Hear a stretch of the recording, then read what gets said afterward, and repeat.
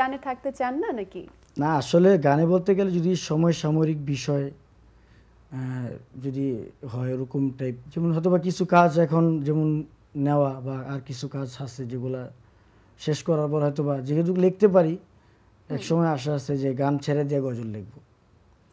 যেহেতু গান লিখতে পারি একসময় গজল লেখার চেষ্টা করব। কাজী নজরুল ইসলামও চমৎকার গজল লিখেছিলেন এবং আপনি এত সুন্দর খুবই করে ভালো, অনেক গজল, ওনার অনেক গজল আছে। পারেন, আপনি নিশ্চয়ই চমৎকার গজল লিখবেন। হ্যাঁ সেটাই চেষ্টা করব, মানে করব ইনশাআল্লাহ। এটা আর কি সামনের প্ল্যান দেখা গেছে। অথবা আর কি আপনার কি বলে আর কি ক্যামেরা ছাড়তেছে না, ক্যামেরা ছাড়বো না ইনশাআল্লাহ, ক্যামেরার সামনেই থাকবো। হয়তো বা কি মানে বিষয় চেঞ্জ করবো আর কি, বিষয় হয়তো বা চেঞ্জ করবো কিন্তু ক্যামেরার সামনেই প্রচার চলবেই, যতদিন প্রচার এই প্রসার।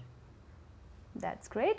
আলো অন্ধকার নিয়ে কথা বলছিলেন, আমরা আজকে প্রথম আলোতেই আছি। আমরা চাইবো যে অন্ধকার কেটে গিয়ে আলোই সবসময় সব জায়গায় আসুক। তা আপনি কি কাজের মধ্যে বেশ আনন্দ খুঁজে পান? আপনার কথা শুনে হ্যাঁ কাজই বেস্ট আমি মনে করি, শ্রমটাই বেস্ট। আর আমি সবসময় বলি আসলে গান বাজনাটা তো একটু হারাম, এটা তো বলি একটু নয় আসলে হারাম।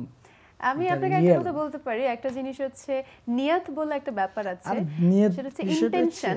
আপনি যদি একটা জিনিস খারাপ মনে করে তারপর সেটা করেন, যদি আসলে আমি একটা জিনিস বলি, আমার লিরিক্সটা আমার লিরিক্স হারাম না, আমার লিরিক্সগুলো ঠিক আছে সমসাময়িক বাস্তববাদী। তবে আমি যদি মিউজিক ইনস্ট্রুমেন্টগুলো যদি দফ টাইপ যেগুলো হালাল ইনস্ট্রুমেন্ট ছিল, হ্যাঁ ঝর্ণার আওয়াজ পাখির শব্দ এগুলো যদি ইউজ করা যেত তাহলে দেখা গেছে আর হারাম হইতো না।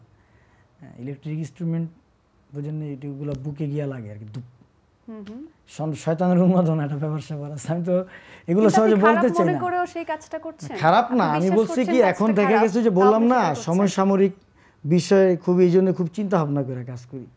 তবে সামনে আর কি এগুলো আসতে দিয়ে বললাম না, যেহেতু আজকে গান লিখতেছি গজল লেখার ট্রাই করতেছি ইনশাআল্লাহ, সামনে লিখব। অবশ্যই আমরা অভিবাদন জানাই, আমরা ওয়েলকাম করি উদার মনে আসলে সবকিছুকে আমরা। আর এই জন্য আর কি আপনার মিডিয়া জগৎ গানের জগতে এটা একটু কষ্টকর যখন একজন শিল্পী যে নিজে ভালো গান করে কিন্তু সেই গানকে হারাম বলছে, এটা আমাদের জন্য একটু কষ্ট। অবশ্যই হারামই। আমি মাঝে মাঝে বলি তো যে হাদিস মাদিস নদিস দয়া করে নৌকা মার্কায় ভোট দিস, কারণ নিজের হাজার হাজার কুকুরমান নাই হদিস।